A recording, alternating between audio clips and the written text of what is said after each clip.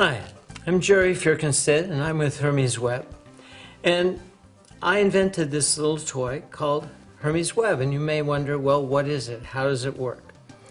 Well, we've had this in play for about 20 years now, and a lot of people are using it in a lot of different settings. Prisons, schools, chemical dependency programs, sex offender programs, business settings, consultants, all manner of things that people have found ways to use this. And Hermes Web is more than anything else a visual tool. It's a way to visualize things. It's always hard to get people to understand concepts.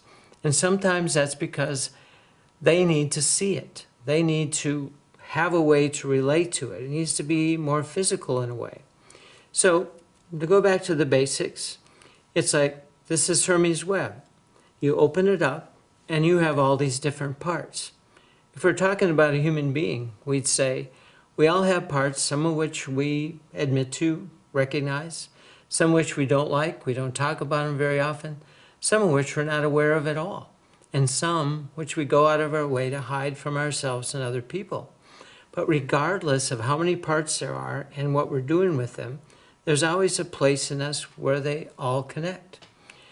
And that is what we call the core. It can also be called the soul, the spiritual center. There's all kinds of different names people give that.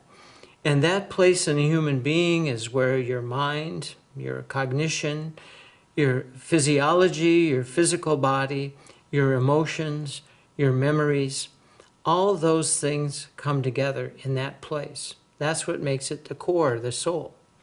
Now, probably the tragic part of that is it would be nice if we all operated out of that core and that we were in touch with every part of ourselves and knew how to handle it and manage it. But probably most of us aren't. And the way we typically do this is that as a person grows up, the people around them give us lots of messages about what they like, what they don't like. And what most people do at some point is they pick the part of themselves that seems like is most acceptable, that's going to do the best in the world.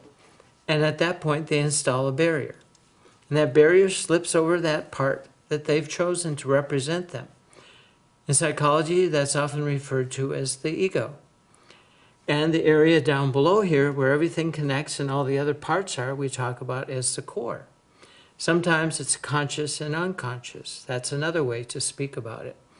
But once we put the barrier in, it creates a separation between these two worlds, like the conscious and the unconscious, what I'm aware of, what I'm not aware of. And a lot of times what people do, and this is what eventually gets them in trouble, is the stuff they don't feel like dealing with or that's too difficult, it's easy to sweep it under the rug, tuck it down under the barrier. So the moment the barrier goes in, not only have you separated yourself from your core, you've also created a zone in which you can dump things. And the core starts to get buried under all those things that you choose not to deal with.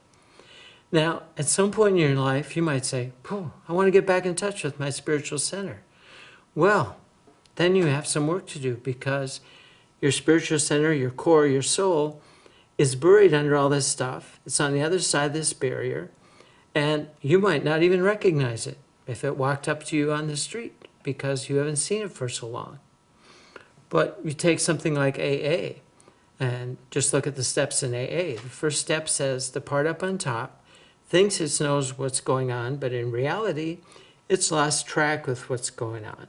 And it needs to develop eyes to look at what's going on down here, to recognize all the problems, to sort them out, and do that work. That's what they call the 12-step process, to bring you back in touch with your core.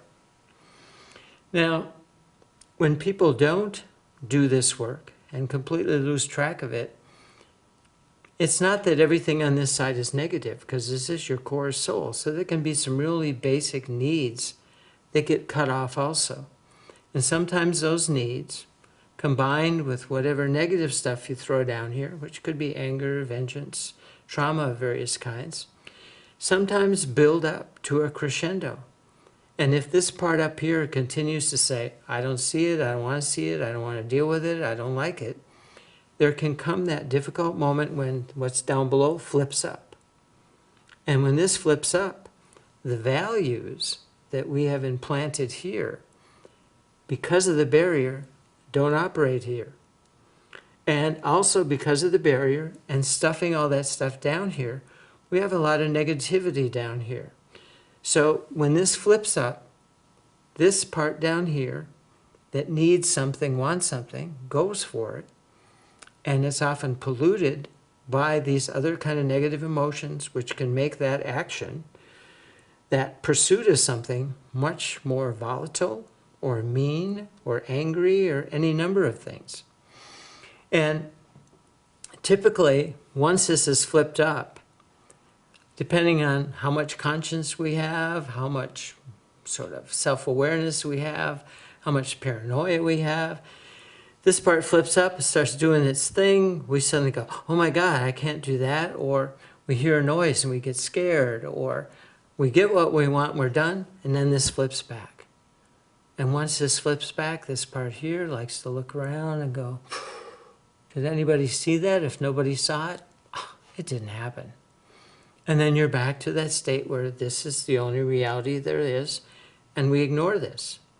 Cut off from our core, ignoring the things we've shoved down there, and the likelihood that this will flip again becomes very high, because sooner or later that same buildup will happen and that same flip will happen. Now you're probably asking, well, then what do you do?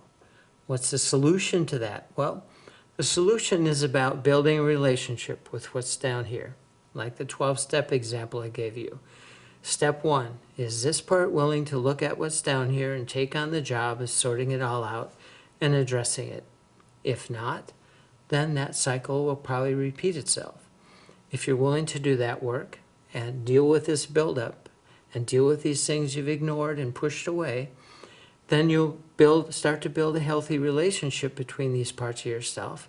You'll stay more in touch with your core, and you'll have less waste, garbage, toxicity built up down here to kind of contaminate it. And you just generally become a healthier person. And in general then, the values you have here start to trickle down and take place down here as well, so that under pressure you have what we call integrity. Your values hold even under the most difficult circumstances. And the barrier, you don't necessarily want to get rid of the barrier. You just don't want it to be distorting things, filtering things, or preventing things. Because if you have a really thick barrier, things can't get in. That means someone cares about you, but it's never going to kind of get down to that core part of you where it matters. Or you may have a lot of feelings and thoughts about things, but because of the barrier, it'll never come out. And on this level, people think, oh, you're fine. Nothing's bothering you. So this becomes a really nice toy, a really nice tool. Hermes Web is for just communicating, for just talking about basic human stuff that tends to get in our way and create problems. And again, if you can use a tool like this to visualize it, to get a dialogue going, to get some conversation going, to help somebody see something that's difficult for them to see, you're coming out ahead. You're getting the message across. And that's what Hermes Web is about.